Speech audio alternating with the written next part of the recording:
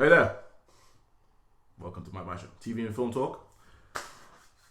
I'm Jerome, aka Loudmouth J, and I'm here with Callum, aka Wilson. Hey guys. I'm here with Andrew, aka Virtual Dave. Hey. And last but not least, we got Taha, aka Munchkin-T. Hey. And today we're going to be talking about 3 different topics. Finally, confirmation of Spider-Man being part of the Marvel comic universe. It's magical. First 2 episodes of Call Saul, because who else are you going to call? And of course, Ghostbusters. the Big Hero 6, because you can't just have big heroes and then you have 5 of them, you know. But yeah, so let's begin, shall we? Dude, your intros, man. Wow. Oh, thank you. Alright, shall we begin with brief talk about Spider-Man. Spider-Man. Yeah. Will he be white or black, man? Yeah. I suppose, that could be a topic. Will he be Miles Morales or Peter Parker? They've already confirmed it's Peter Parker. Have they confirmed that? They've confirmed it's Peter Parker. Well, why are people I have no idea. speculating? I don't know why are people speculating. They've already come out and stated we want to see how we're gonna. I think I'm paraphrasing, but they pretty much said we want to take Peter Parker's story into the future. There's been no word about Miles Morales. I don't know what people are thinking. Maybe they'll make him black. Mm-hmm. Black Peter That's Parker. not something they might even try. That's not even something that no one said that as well. That's come out of nowhere. That's what I'm saying. It doesn't make sense, but everyone's like, yeah, we're not seeing that. Yeah, it's really good. I mean, quite frankly, it would seem more fitting to have the Peter Parker we used to seeing white Peter Parker, because obviously he's been in the comic books, been part of that Marvel universe as part of the Avengers. So having a black Peter Parker would be like, why? Yeah. You know, Makes no sense. So, in announcing that they're going to do Spider-Man now, they've also announced that they're pushing back all the a lot of the dates for the other films. Apart from they're not moving back. Of course. No, but they're not. The weird one is they're not moving. They're not pushing back the Avengers 3. Yeah. They're That's keeping fine. those. They're like, no, that's not changing. Well, it doesn't. But they It's picked fine. back everything. Guardians of the Galaxy, all of them. They've all been I think it's pushed back. because it's a double header for the third Avengers film. Yeah. That's Double what header. Well, we've got to understand. Okay, this isn't just anyone. This is Spider-Man. he Alright. does whatever a spider can. Okay, you're talking about the crown jewel of Marvel. There's no one bigger than Spider-Man in Marvel. No one. I remember that time you tried to say Captain America. No. I didn't say that. When did I say Captain America? Yeah. We can look at it later. But Captain America is like the definitive. Like he's the anti. Not anti. He's like the other version of Superman for Marvel. They're the American hero type thing. Spider-Man is the everyday man. That's what everyone wants. He's the most relatable character out of the entire Marvel Cinematic Universe. Because he's a nerd who gets superpowers because he got bit by a spider. it's not necessarily that he's a nerd. He's just a normal everyday man. He's got problems like everyone. Yeah. You know, he has to pay the bills. Yeah, stuff like that. Whereas all the other guys seem like they ain't got those issues. Yeah, everyone's fine. Bro, Captain America has been. Captain America's been frozen. He wakes up He's and like, he's yeah, just like, but- I'm dealing with this. I'm well integrated in society again. He I'm got that running reference. and I'm going to AA meetings. Well, the government take care of him, right? Yeah. Yeah, and Iron Man's is a billionaire. Yeah. Hulk is just on the run. He's just screwed. Well, I think now Hulk in the don't films care. they take care of him as well, don't they? Well, It seems like Shield are more or less covering him to make sure other guys aren't after him. yeah. Yeah. So. But that's a whole. Big Yeah, that's the whole ballgame. thing by itself. Yeah.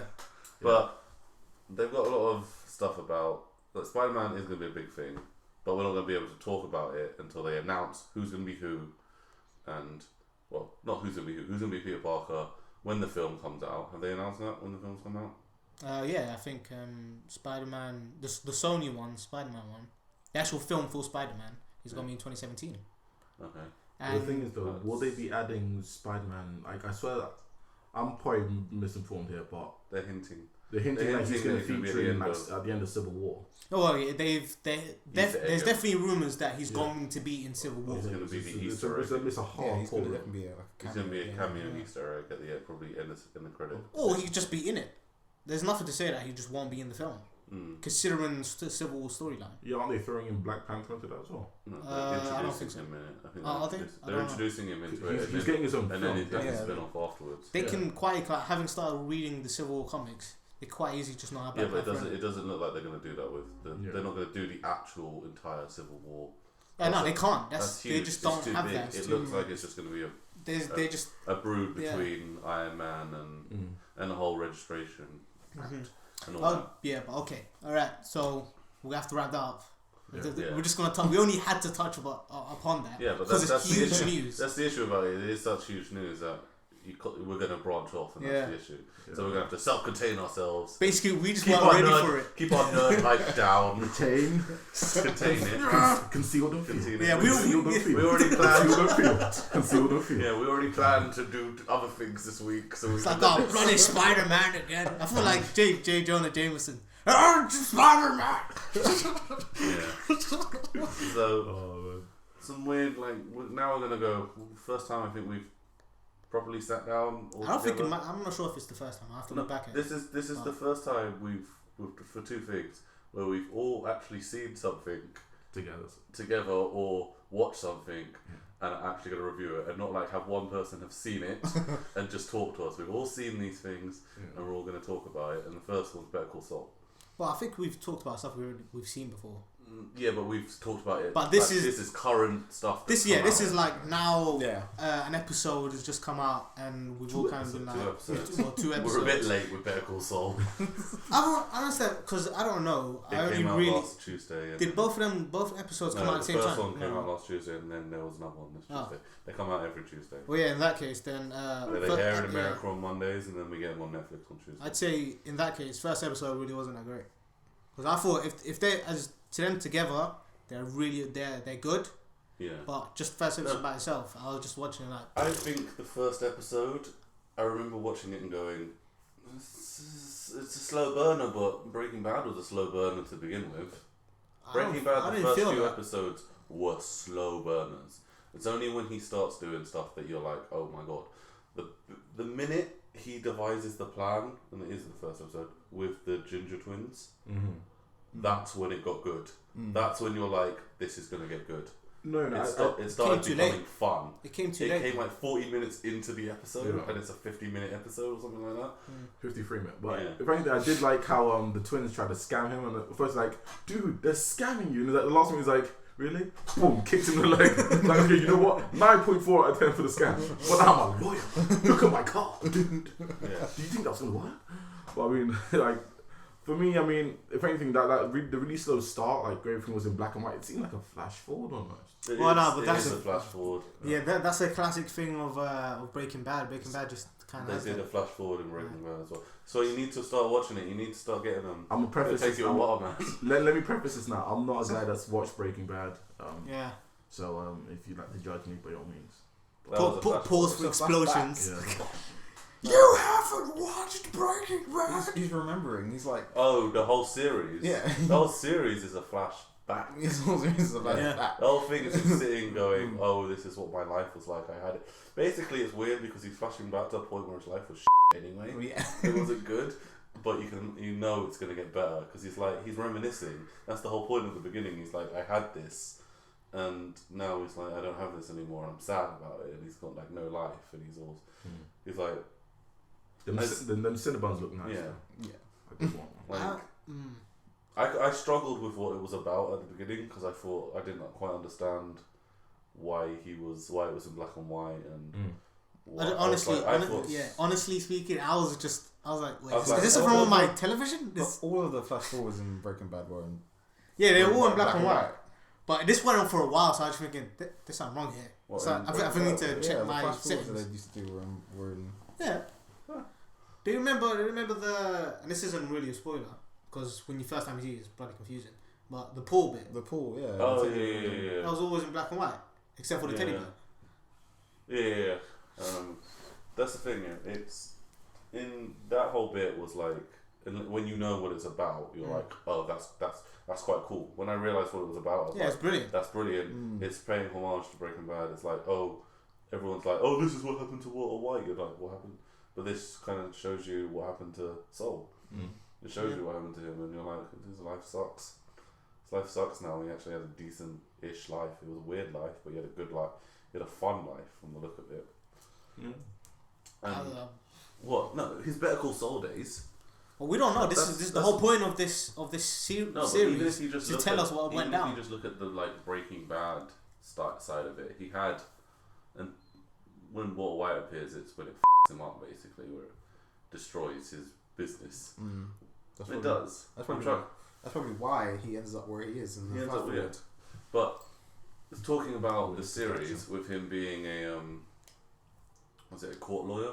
The public defender. Yeah, being a public defender, just getting random things. You can just tell his life and that first case was tough. oh yeah, that was.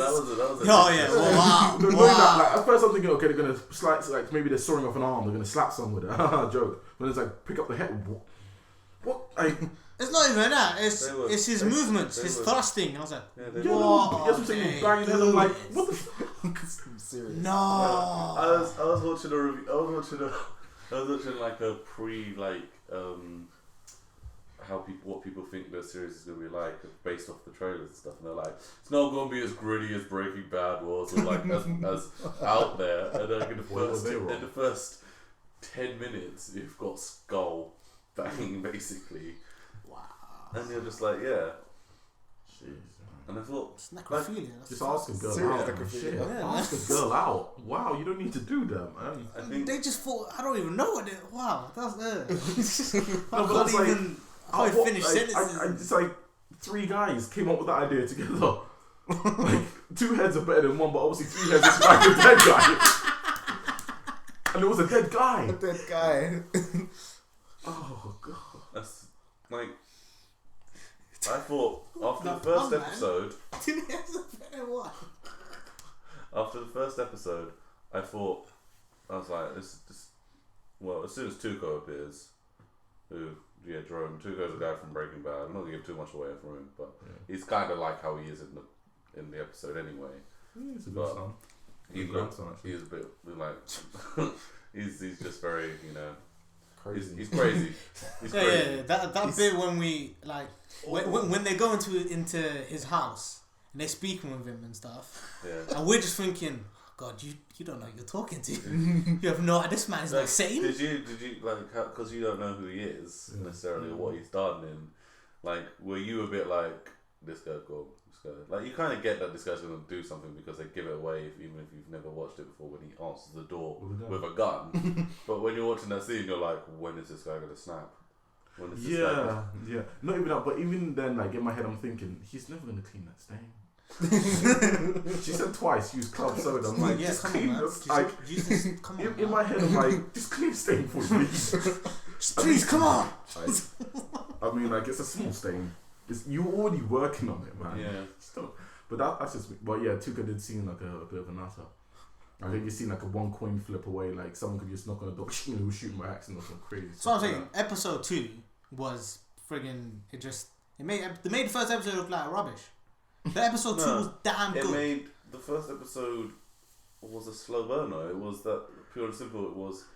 You kind of had to. I can imagine not knowing that Breaking Bad. You know that Breaking Bad's a great series because everyone says it is, but never having watched an episode of it. You can't really actually say you don't know something's great until you see it. But you can't deny that you've heard that it's like one of the best series of all time. Without doubt. But the thing is, when you watch an episode, as us, we're all like, "This is gonna go good.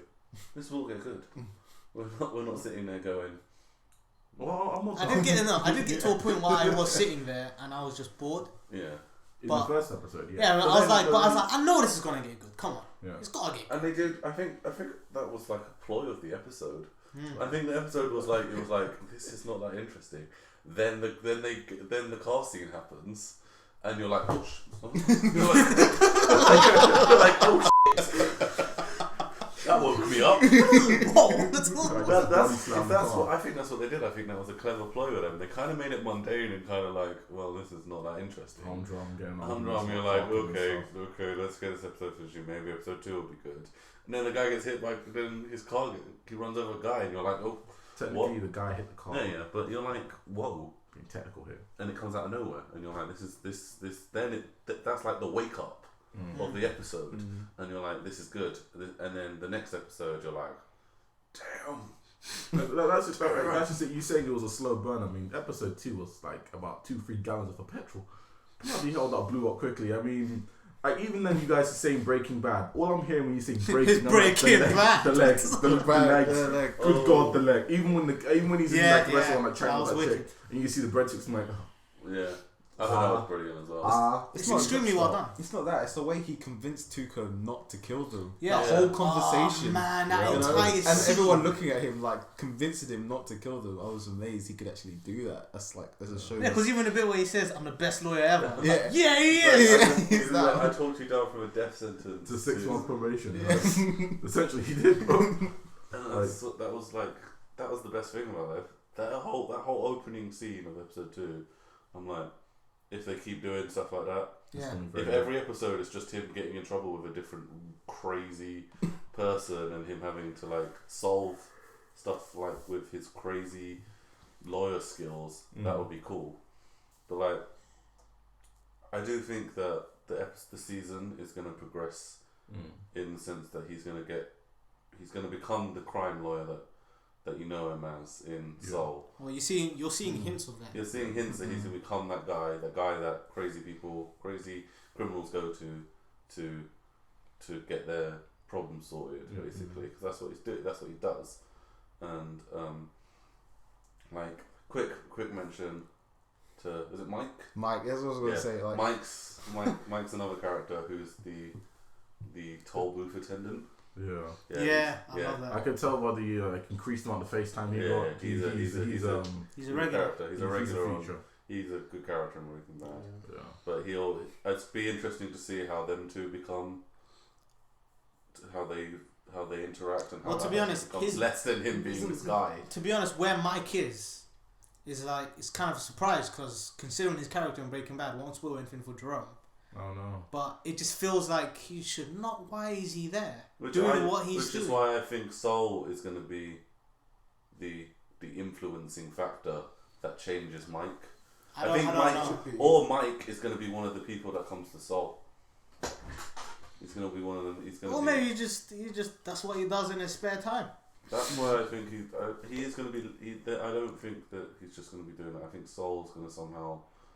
There's going to be some interaction. This is not what you're going to... Is this what you want to be doing for the rest of your life? Handing me ticket stubs and all that stuff. And he's going to be like, come do this. And I think that's the way it's going to go. They're going to have this monumental rise. And I think the end of season 1 is... Walter White's going to come through the door of his offices. Because they're already talking about season 2 where Walter and Jesse are going to be in it.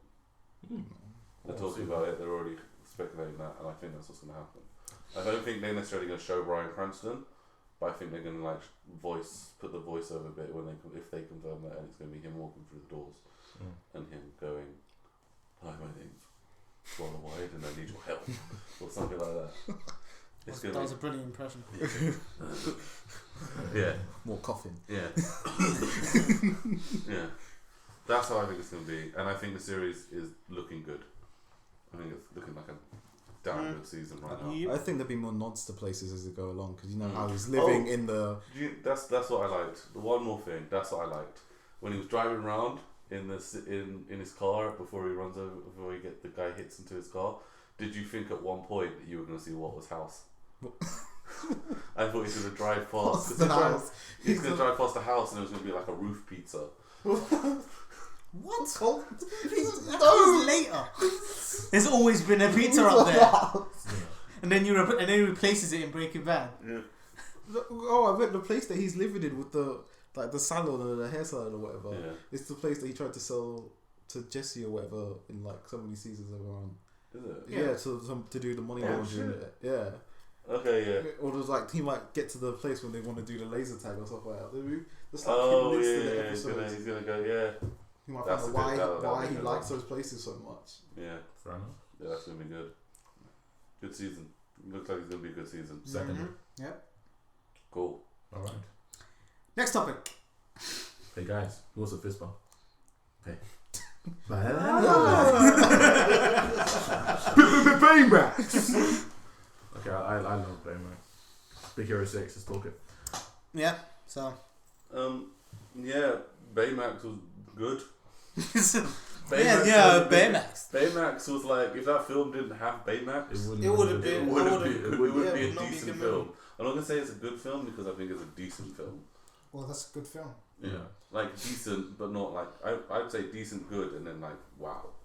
Like I thought it was good, like good in that it had good action scenes and stuff, like stuff that was, and the animation was stuff. But I thought everything was just like standard. You're talking mainly in the story though. Oh, what's that? What about the little robot from the start of the film? I think that he really Yeah, had a little that twist, was a like, good there's bit. a little That was a fight. good bit. You know, in the little tournaments they had. Yeah. You know, I think that he just got his little bit of fame and they forgot about him. You know, even though he was the inspiration for the little microbots. But He was, I thought it was cool. Baymax was a really fun character. He reminded me of is it Cubics? You know, his kind-hearted ways. But Baymax, Throwback. But Baymax is much better than Q. Yeah, he is. Well, he stole the show, Baymax.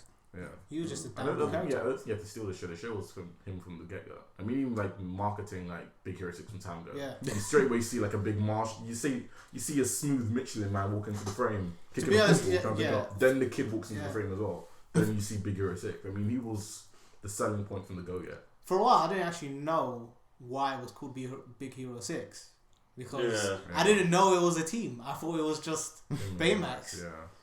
Yeah, And the kid. that's the thing that was, I think they didn't do very well in marketing wise of the film. Yeah, considering it's supposed to be it's like based off a Japanese Marvel like Comic.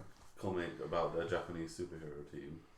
They didn't really do a good job of being like, that's what this is about. They were just like they sold it as Baymax and Friends essentially. yeah. They didn't sell it as, and that's all you come away from it because you only really remember Baymax's name and everyone else just. No, I remember some of the other names just because of the way their characters were designed. Plus, you remember stuff a lot. Yeah, I do. I mean, Fred.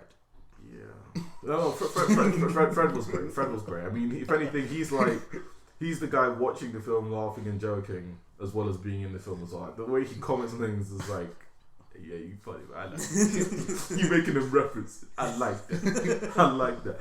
But other than that, let's just throw in a quick spoiler alert because we're about to talk about the story in massive detail. Like, the story in general, you kind of find that for a kid's film, it's okay. It was. I've always seen it as well. I think someone made a good point there. It's a kid superhero film. Yeah, that's what I'm saying. And it works well for that. Maybe not so much that we're adults and like it's still good. It's still enjoyable to watch, but it doesn't really hit all the things that we're used to really enjoying.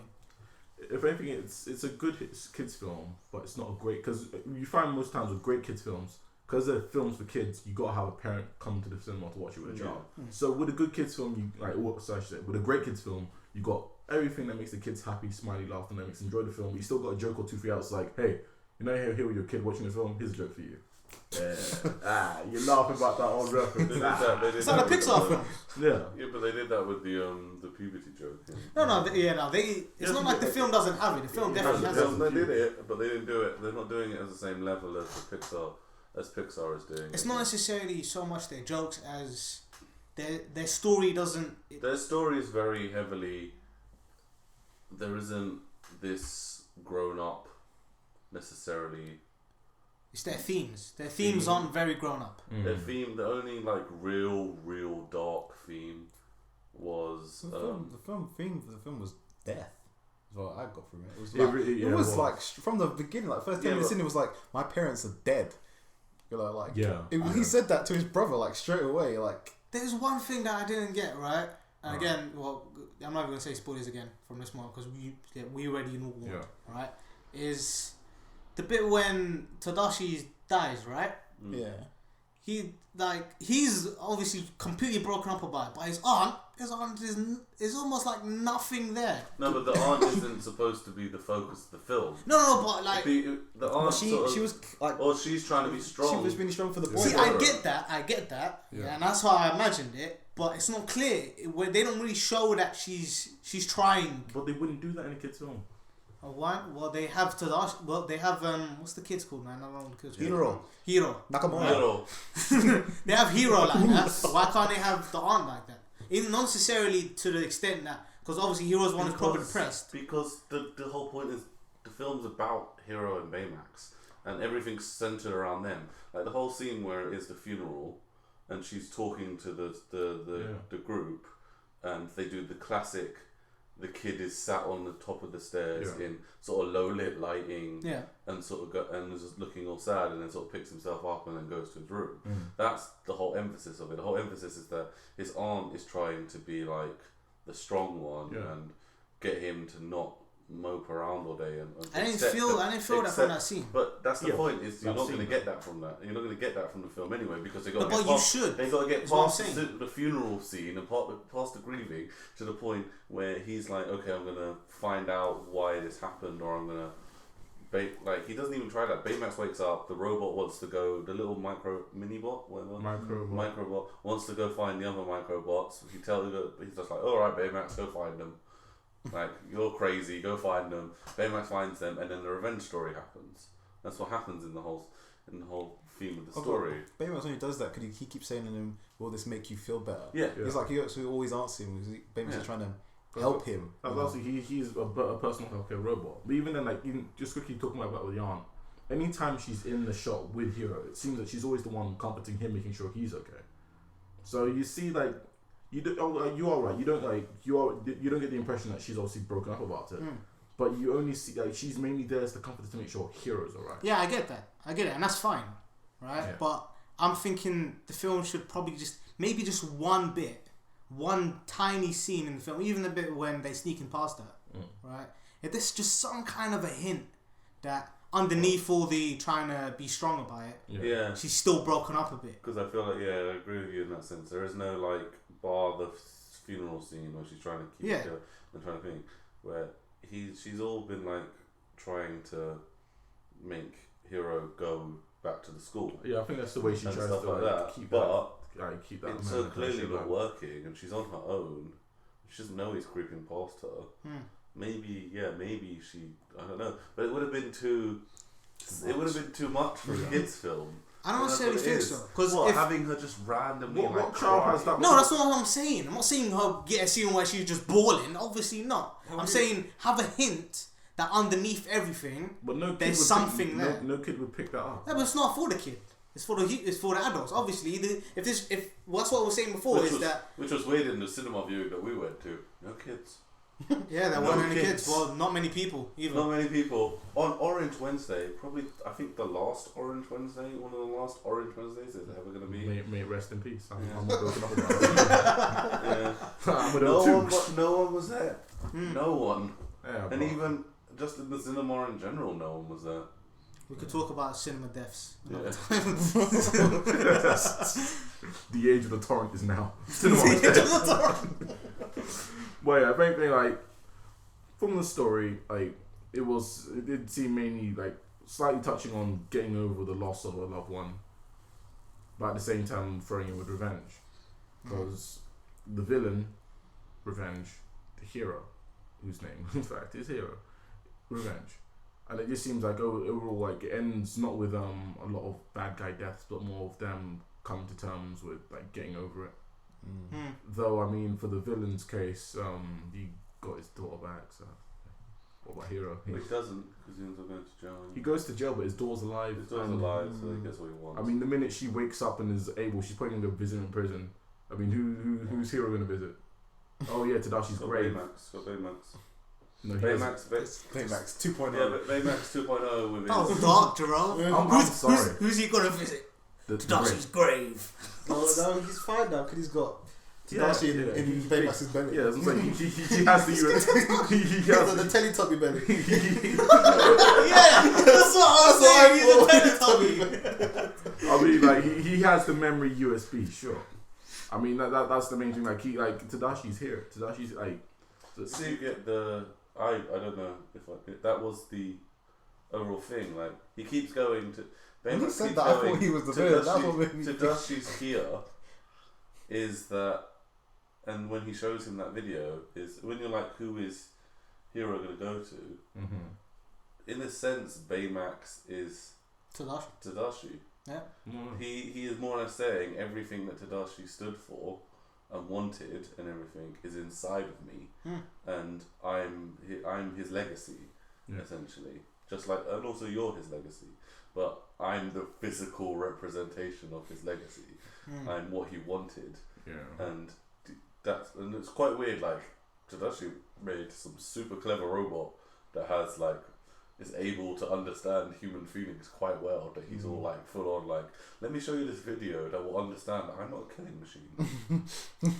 That's not what I was designed for, and that's not what your brother it did wants. take him how many? 84 tries. 89. Something stupid to get Yeah. across, and like that robot is super clever. Like that robot is full on like under 100 tries. That's not too bad. You know, it's super like it has built-in I'm defibrillators. fully aware that you want me to kill this guy, and my programming stops me from doing that. So I'm going to show you this video that basically tells you that I'm not meant to do that. I don't think that was mainly for him trying to say I don't kill people, but it's more to try and make him feel better. It's to make him understand that. To make him feel better. That you're all saying that you're saying that your brother, that you want to kill this guy to get revenge for your brother, and that's what would be best. But that's not what your brother would want. Is what the whole point of that is. The whole point is that's not the good option. This is not the right option. And it is trying to tell kids like, if something happens to your parents, don't go on a murderous rampaging spree. Essentially, is what Hero was told Baymax to do, because Baymax would have done anything to kill him when he puts that chip in. He was full on tossing people. Well, because aside. Baymax he's not really Baymax when he's got the other chip and he takes out, because really it's Nega Baymax. Yeah. Exactly. He is the Scott Pilgrim Nega Scott. Because really what Baymax is he's that chip. He's the green chip. Yeah. That's how he was able to bring him back at the end. Yeah. Was that he just got It his chip in has his fist. his coding Exactly. in it, yeah. Well, another thing that I would feel kind of confused, right? If he had taken the chip out and put it in his fist and then used it to punch the fist, right, to save Hero, shouldn't he have been evil Baymax for like a split second? Yeah, but Callahan wouldn't have been in that universe, so he wouldn't need to kill Callahan. Wait, what? Because wouldn't Baymax still need No, someone? because it's not even that. the chip is not an evil chip. Like I think you were. Yeah, it's just battle. It's just a battle mode, and the thing is, he took out the compassion chip, the ability to not do anything, harm human beings. Tadashi's chip, and then in telling him to do that, the whole red eye thing was basically to be like, I'm going. Stuff's about to go down. I don't necessarily think it's like evil. He went Hulk. He's Yeah. full on reminded me of Avengers Hulk. I don't think he was meant to. Do you remember when Yes. When Callahan got knocked to the side, and he's like, boof, boof, let me just knock these two pillars out of the way. Yeah, I was like, wow. And then just started rampaging up to Callahan. Dude. Yeah. I was like, this is the Hulk. This This is is full on Hulk. It might as well be the Hulk Buster Yeah. armor. If anything, let's just talk about some of Hero's friends that help him get over the brother death thing. I'm not going to go into the names because they're nicknames, except for Fred, because Fred's awesome. Fred doesn't need a nickname. But like the likes of his dad is Stanley. His dad is Stanley. Okay, you don't need a nickname. That awesome post-credit scene. Wow. Front, then back, then inside out, then front, back again. I'm not ever doing that in my boxes though. Whoa. But yeah, like all the side characters, Wasabi, Go-Go, Honey Lemon, Fred. I mean, it did seem like the minute you saw those kind of characters, it really kind of set in for me that this is a Disney movie, because it felt like those guys were characters from a Disney TV show. It did seem like that. Even like, and I've mentioned this before, like to these guys. Wasabi. He just like, I mean, this is the new black stereotype. This is the Disney black stereotype. Like, I didn't feel that at all. I felt that. He just seemed like another guy. That was black. That had the half. So what, he was black? Skin like a girl. That had the weirdo CD. Like, watch some Disney shows where you see black guys in them, and you'd find that from the old ones where you have like That's a Raven and Smart Guy and all those. Maybe like, he makes a good argument. Like, he's kind of a Disney Channel black guy. Maybe yeah. Yeah, I think. If anything, it only hit me with that. I only thought that the minute like like when when Callahan comes and like blows up one of the freighter cargo like random things, and it almost lands on him, and he just screams, and he just does that little thing. I'm like, Honey Lemon was a weird one as well, because Honey Lemon was kind of like this.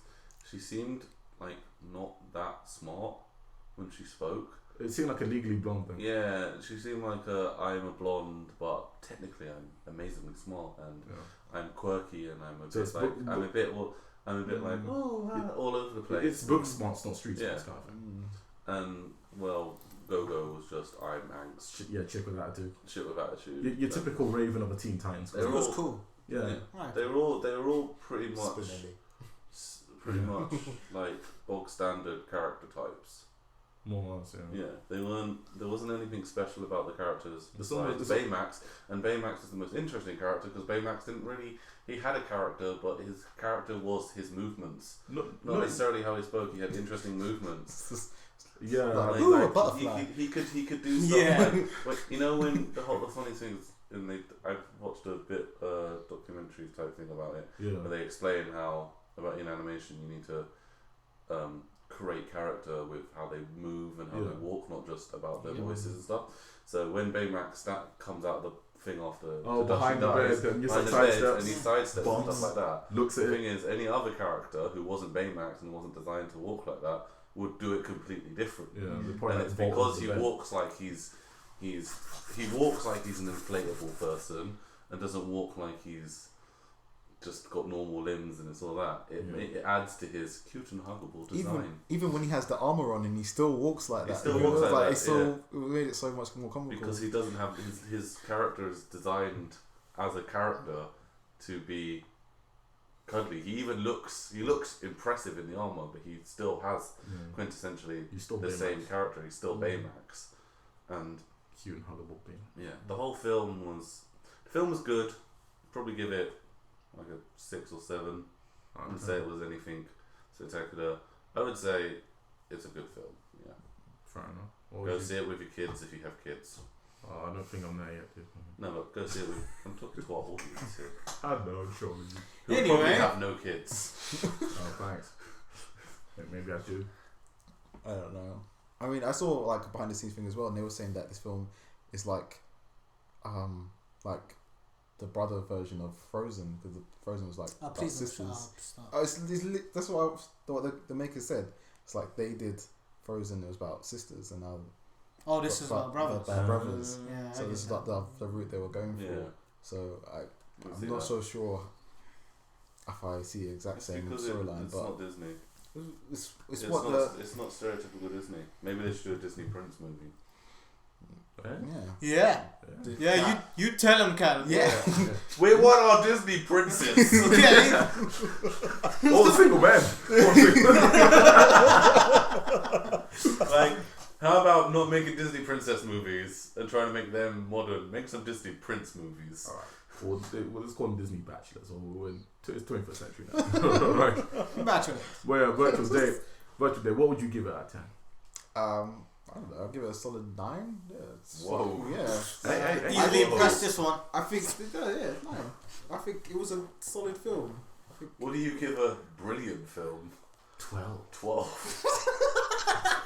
That's how it goes. Well, it's Hey, I see it's rated. Alright, cool. Munchkin-T, what would you give it? I give it was alright. I don't do number range. I'm gonna gauge that as about a 5. You know, Give it like a 5 or 6. yeah, it's alright. An alright is a okay Taha. Yeah. Do whatever you call it, whatever you want. It'll be like 5 shrugging Tahas out of 10. You know. I give it say about 7 or 8 out of 10, just because I like the animation and Baymax. Love that guy. He's awesome. And on that bombshell, I think it's time we sign out. Yeah. So, wait, do we want to do with the Andrew type? Yeah. You know what? How about one of you guys just give me another fist bump? How about that? Just give me a fist bump. Business. Oh man, that was sick. Yeah.